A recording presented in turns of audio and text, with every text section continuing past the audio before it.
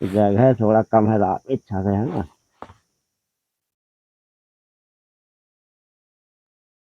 देखिए अब महात्मा जी शीर्षासन कर कर दिखा रहे हैं और अभी दोपहर के 1 बजे हैं। और हम थोड़ा महाराज जी और पीछे हो जाए तो देखिए महात्मा जी शीर्षासन करके दिखा रहे हैं। कितना विशाल बट का वृक्ष है और ये खजूर है, खजूर का वन है। खजूर के पेड़ कितने लगे हुए हैं, जिसमें फल भी लगे हुए हैं। और यही पूरनदास बाबा जी की कुटिया आने के पहले बीच रास्ते में ये पड़ता है, ये छोटी सी नदी। और देखिए हमारी ये माता जी स्नान कर रही, अपने भैंसों को नहला रही हैं। और क्या नाम है इस जगह का? इसका नाम बरुआ। नहीं, गांव का क्या नाम है? ढोकहापुरवा। तो देखिए ढोकहापुरवा गांव। और यहाँ तक कार आ जाती है।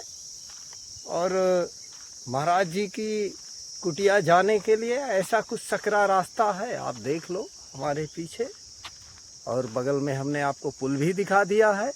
ढोकहापुरवा गांव भरतकूप के पास, चित्रकूट भरतकूप के पास ढोकहापुरवा गांव में महात्मा जी की कुटिया है। क्योंकि हम भी नहीं जानते थे कि इस गांव का क्या नाम है, आज पता चला। ये सब खजूर के पेड़ लगे हुए हैं। ये महात्मा जी की कुटिया का प्रवेश द्वार है, ऐसा कुछ गेट है।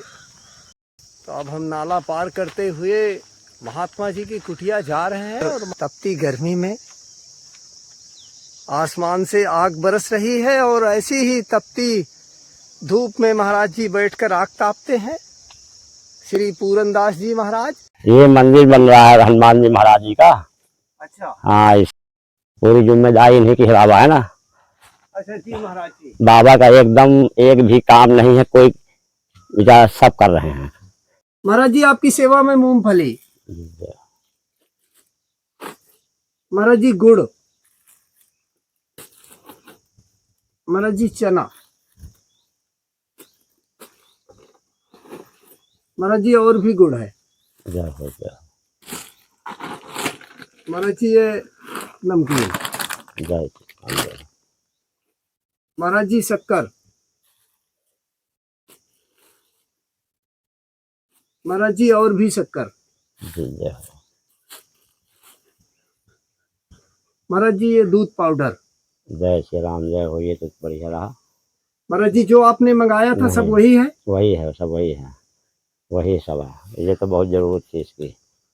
जो सामग्री हमने मंगाया था वो सब प्राप्त है और हम प्रसन्न हैं। और जो देने वाले हैं उनको कोट कोट आशीर्वाद है हमारा। सीताराम वो जी भाई, उनकी जीवन हो कि जिंदगी भर आनंद से देते रहें, सेवा करते रहें राम इच्छा से। भगवान उनका हनुमान जी खूब कोट कोट कल्याण करें, हमारा आशीर्वाद है बाबा। जय श्री राम, जय हनुमान।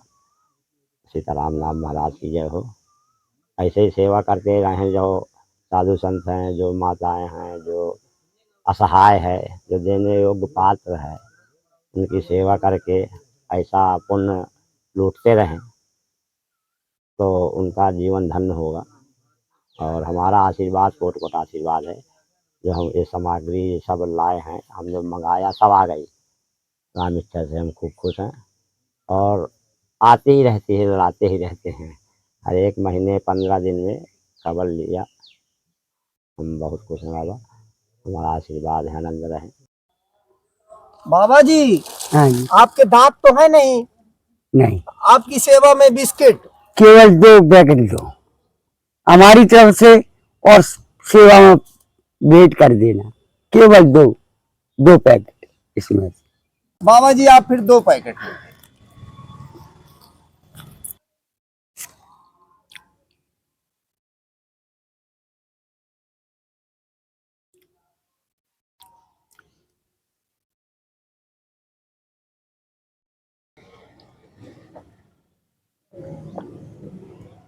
चित्रकूट चलो। कितना? एक पहली बार हम चित्रकूट आए थे, ना कोई हमने देखा कुछ, लेकिन चलते हम अकेले हैं। आप तो बहुत ही जीव का कल्याण, आप तो सबों का कल्याण कर रहे हो। सबों का कल्याण कर रहे हो महाराज जी। जीव सभी जीव आ गए उसमें, हैं? सभी आ गए। हाँ? इससे बड़ा तो कोई कल्याण है ही नहीं।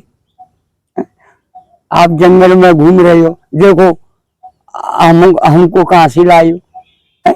हमारी सेवा कितनी की। किसी के और के विचार थोड़े नहीं, हर संत के विचार थोड़ी होती है। वो संत जानता है, पहचानता है, वो ही संत की संत महिमा की। संत तो बहुत है महाराज, बहुत घूम रहे हैं संत, हैं? लेकिन जो संत की पहचान संत ने नहीं की तो वो काय का संत है। महाराज जी, आप फिर खाते कैसे हैं? जैसे आपके पास दांत नहीं है तो आप बिस्किट के अलावा कुछ नहीं खा पाए, तो आप भोजन कैसे करते हैं? भोजन ऐसा होता है, हम पतली सब्जी ले लेती हैं और उसमें एक टिक्कर दो टिक्कर गला लिए और थोड़ा धीरे धीरे एक टाइम भोजन, एक ही टाइम भोजन पा लिए और छुट्टी हो गई। बस यही हमारा आहार है, एक दो तीन टिक्कर पा लिए छुट्टी। महाराज जी, आपको वैराग्य कैसे हो गया? हम बता तो रहे महाराज जी, हम गिरिराज जी जाते थे, गिरिराज जी परिक्रमा देने के लिए, और हमारा जुड़ाव था वृंदावन से, आश्रम से। अब ऐसे जुड़ाव हो गया, अब हमारा कुछ मन नहीं लगा। महाराज जी हम किसी की बात ना माने, हालांकि में ठाकुर जी कृपा थे, हमारे भतीजे सब परिवार है, लेकिन हम मोह इतना ना लगाए। हम मोबाइल भी नहीं रखते हैं हमारे जैसा क्योंकि ना चीज रहेगी ना बांसुरी बात। और ना बातचीत होगी। बहुत गुस्सा होती है, बहुत गुस्सा। हम बाबा जी भी है महाराज और ब्राह्मण भी। महाराज जी, कुछ चाहिए आपको? नहीं नहीं, वो आपने बहुत तो दे दिया, और क्या चाहिए। सम्मान, सम्मान कितना होता है, इससे भी ज्यादा क्या सम्मान है? हाँ? बहुत सम्मान है। तो कुछ ले लीजिए, संकोच मत नहीं करिए, नहीं, पैसे भी ले सकते हैं। नहीं नहीं महाराज, कुछ नहीं, नहीं रखिए ना, जो ठाकुर जी ने दे दिए बहुत है, ज्यादा इसके चक्कर में बुरा हाल है, बुरा हाल है इसको। माया, हाँ, वो हमारे प्रेमानंद जी महाराज, वो सबको पागल बना रहे हैं वृंदावन में। आपने सुना होगा प्रेमानंद जी, सब अरे सब पागल, सब नौटंकी, सब पागल बना रहा है। और अरे हम इतने बड़े महान संत हैं, ये गृहस्थियों में क्या ले रहे हैं?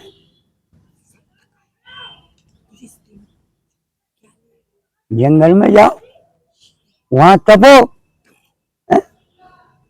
ये तो झूठी नौटंकी है। 1 करोड़ रुपए की गाड़ी में घूम रहे हो, कहां से आ रहा है,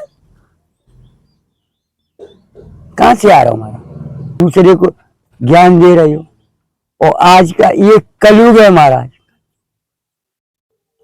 हमारी बात को मान जाएगा दूसरा व्यक्ति, लेकिन अपने माता पिता की बात नहीं मानेगा।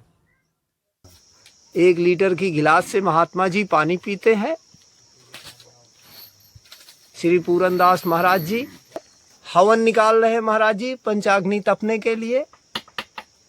अब हवन लेकर पुनः महाराज जी फिर से जाएंगे।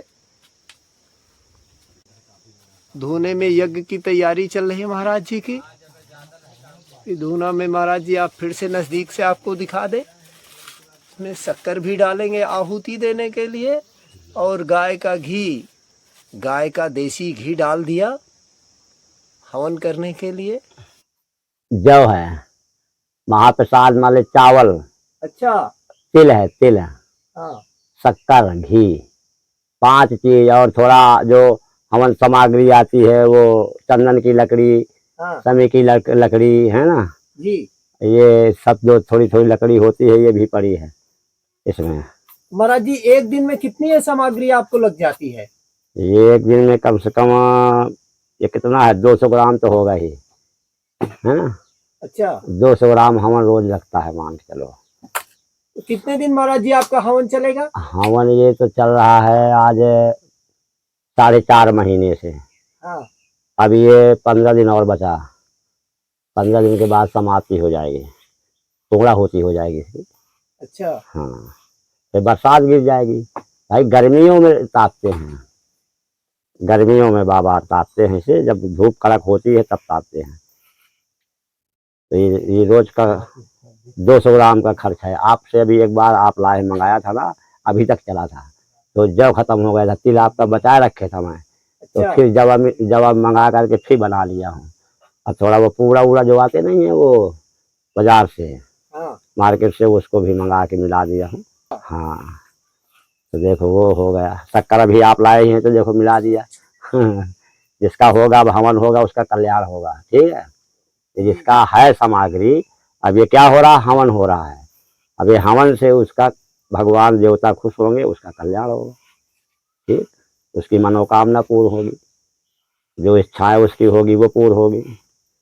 भगवान के हाथ थोड़ा देर है, अंधेर तो है ही नहीं है, जी। थोड़ा भगवान आजमाते रहते हैं हर चीज में। अभी आप साधारण बाजार में कोई सामान खरीदने जाएंगे तो थोड़ी देर देखेंगे उसे, तत्काल नहीं ले लेंगे कि ये उठाया पैसा दिया, उस देर तो उसे देखेंगे, उलट पलट के नहीं देखेंगे। इस तरह भगवान भी उलट पलट के थोड़ा देखता है कि ये भगत है मेरे पास योग के नहीं है, इसके अंतर्यात्मा मेरे पास जुड़ती है कि नहीं जुड़ती है। अगर जुड़ती है तो फिर रख लेते हैं, और नहीं जुड़ती है तो भटक जा करके और कुछ दिन। ऐसा वहाँ नियम है भगवान के हमारे, है ना, राम इच्छा से। अरे ये धातु है, पीतल की धातु त्यागी के लिए बहुत अमोल है ना। अच्छा। ये धातु है, अशुद्ध नहीं होती है, शुद्ध चीज नहीं है। स्टील है, लोहा है, ये शुद्ध है, हाँ। ये शुद्ध थोड़ी है। और तांबा है, पीतल है, सोना है, चांदी है, ऐसे होते हैं। अभी कोई कोई महात्मा तो ये आचमनी, ये गिलास, ये कटोरी सब चांदी की रखते हैं, मतलब चांदी की, जो जैसा बड़ा महात्मा है वो चांदी की रखता है। तो चांदी से ये पीतल ज्यादा शुद्ध है। स्टील जो होता है ना, स्टील है, लोहा है, ये कोई शुद्ध पात्र थोड़ी भगवान के लिए। अभी जो भगवान का भोग लगाया जाता है वो भी फूले की थाली होती है ना, कांसे की, वो भी होती है। जीव को महाराज जी कौन सी थाली में भोजन करना चाहिए? जीव को प्रेम पात्र में करना चाहिए, जिसमें वह भाव से संतोषम सुखम, है ना, प्रेम पात्र में कर लेगा, वही उसके लिए कल्याणदायक है। नहीं वो चाहे सोने की खिला दे, अगर संतोष नहीं है तो वो भी उसमें दुखदायी है मनुष्य के जीव के लिए, जो गृहस्थी जीव होता है, गृहस्थ जीवन।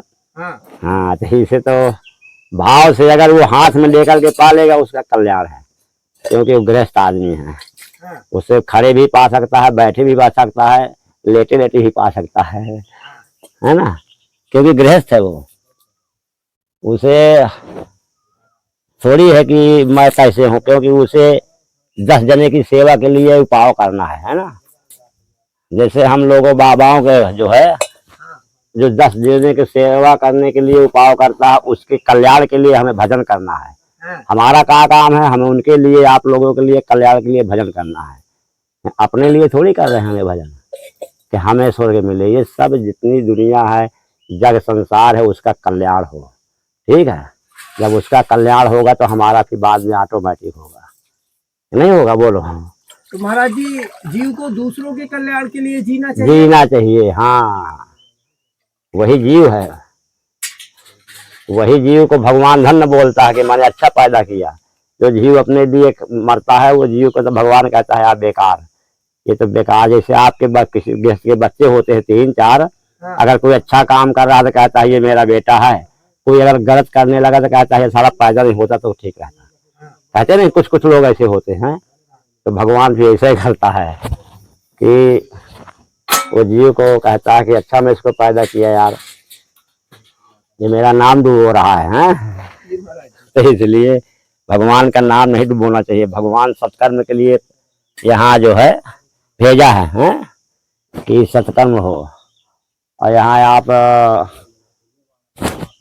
बिल्कुल एकदम गड़बड़ में हो गए तो गड़बड़ का नतीजा बुरा होगा बाबा।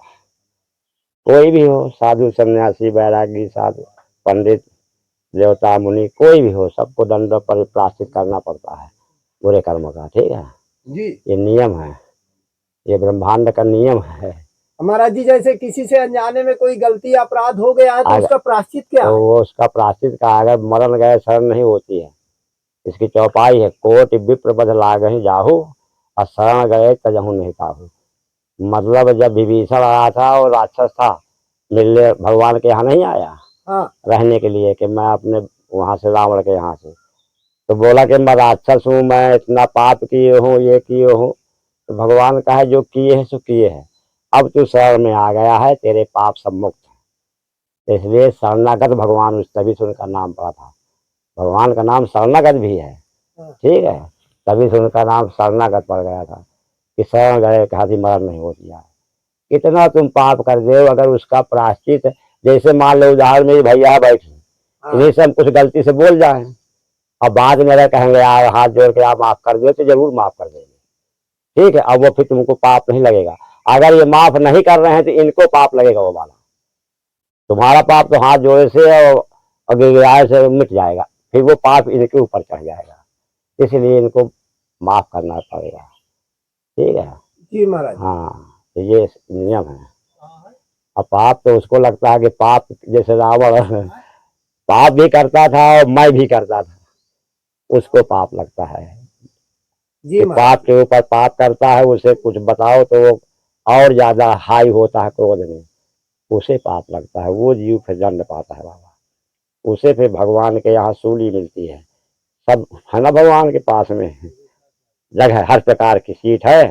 अच्छा हाँ, भगवान के पास हर प्रकार की सीट है, जो जैसी सीट में बैठना हो वैसा कर्म वहाँ लिखा है। अब जिस सीट में बैठना हो वैसा कर्म करो, वही सीट मिलेगी। हर प्रकार के कर्म की वहाँ व्याख्या लिखी है और आपकी अब मर्जी है। सामने भोजन रखा है, रसगुल्ला भी, टिक्कर भी, जो मर्जी हो पा सकते हो। महाराज जी, जीव का कैसे कल्याण हो? और आप तो ज्ञान के भंडार हैं, हम नहीं क्या पूछे आपसे?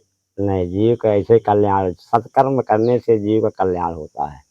जो सत्य के मार्ग में जो चलेगा, सत्कर्म करेगा, वो जीव का कल्याण होता है। जो जीव कर्म नहीं करेगा, अकर्म करेगा, वो जीव का कल्याण नहीं होता है। वो जीव बार बार आवागमन में परेशान रहता है। और जो जीव सत्कर्म करता है, धर्म पर चलता है ना, तो वो जीव का मोक्ष मिल जाता है। उस जीव को आवागमन नहीं करना पड़ता है। और जो जीव कर्म खराब करता है उसे बार बार जन्म लेना पड़ता है, आना पड़ता है, क्योंकि जन्म लेने में बहुत कष्ट मिलता है। कहते हैं जन्मत मरत दुसह दुख होई। जन्म लेने में, मरने में दो प्रकार का, दो जगह सुख व दुख है, नहीं जीवन में कोई दुख नहीं है राम इच्छा से। तो ये है कि जो सत्कर्म करते हैं जीव का तभी कल्याण है। और वो जीव को कभी कष्ट नहीं मिल सकता, लास्ट में उसे भगवान के बैकुंठ धाम में जगह मिलेगी, मोक्ष मिलेगा, ठीक है। तो हमारा यही काम है, कहना है कि सत्कर्म करना जरूरी है। सत्कर्म करना, दया करना, है ना, और गरीबों की, साधु संतों की, अगर भगवान ने तुम्हें देने योग्य बनाया, या आप अपने ये भाग्य समझे कि भगवान हमें देने योग्य बनाया है कि नहीं, तो आप उसको दें, तो आपका कल्याण होगा। फिर देने से कोई चीज़ घटती नहीं है। कहते हैं कि क्या कि फल, जो फल होता है, पंछी अपने पाता है फल, अपने से पेड़ नहीं भगता है, घटाए न सरता नीर। मतलब कि जो नीर है, गंगा बहती रहती है, उसका जितना जल खर्च करो वो घटेगा नहीं। अग्नि उठा लिया है, महात्मा जी पंचअग्नि तपने जा रहे हैं, आप देख लो।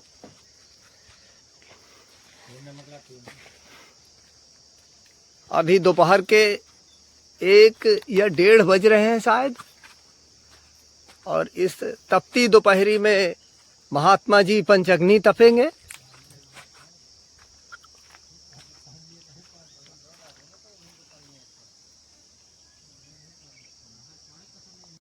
अब महात्मा जी परिक्रमा लगा रहे हैं धोने का। देखिए महात्मा जी परिक्रमा लगा रहे हैं पंचअग्नि तपने से पहले, और परिक्रमा पूरा हो गया महात्मा जी का, और महात्मा जी ने अब आग लगाएंगे धूनी में।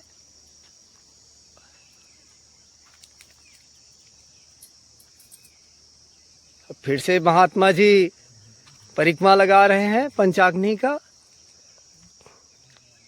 महात्मा जी प्रणाम कर रहे हैं। अब महात्मा जी बैठ गए, देखिए कमंडल में जल लिए हैं और हवन लेकर महाराज जी का जाप चालू हो गया। अब आग जब जलने लगेगी, अब इसके चारों तरफ महात्मा जी आग में बैठे रहेंगे जब तक आग बुझ नहीं जाएगी। और यहीं पर देखिए महात्मा जी का सुंदर सा ये पेड़ है, और इनको कुछ बोलते हैं जो हमें नाम नहीं है पता। तो देखिए ये पेड़ में कितने फल लगे हुए हैं, आप देख लो। महाराज जी ने बहुत सुंदर बागवानी की हुई है, और महाराज जी ने आम के वृक्ष बहुत लगाए हुए हैं। ये सामने अमरूद का पेड़ है। और महात्मा जी जल देवता की आहुति दे रहे हैं मंत्र पढ़कर। आप देख लीजिए ऐसे पंचाग्नि तापते हैं कि माला को आहुति दे रहे हैं, माला जाप करेंगे। महात्मा जी का माला जाप शुरू हो गया। महाराज जी की पंचअग्नि पूरी हो गई, और महात्मा जी अब परिक्रमा लगाकर और दंडवत कर रहे हैं पंचअग्नि भगवान को।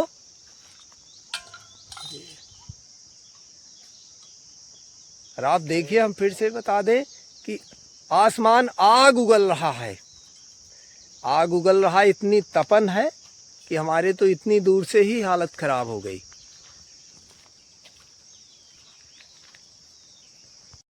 महात्मा जी देखिए हनुमान जी महाराज जी को दंडवत कर रहे हो। महाराज जी पूरे पसीने से भीग गए हैं, लथपथ हैं। महाराज जी की अद्भुत तपस्या। भक्तों के लिए प्रसाद भी बनकर तैयार हो गया है, और आप देख लीजिए। और सामने महात्मा जी का, हनुमान जी महाराज जी का मंदिर निर्माण शुरू है। मंदिर निर्माण हो रहा है महाराज जी का। तो आप देख लीजिए ऐसा कुछ मंदिर का स्ट्रक्चर है।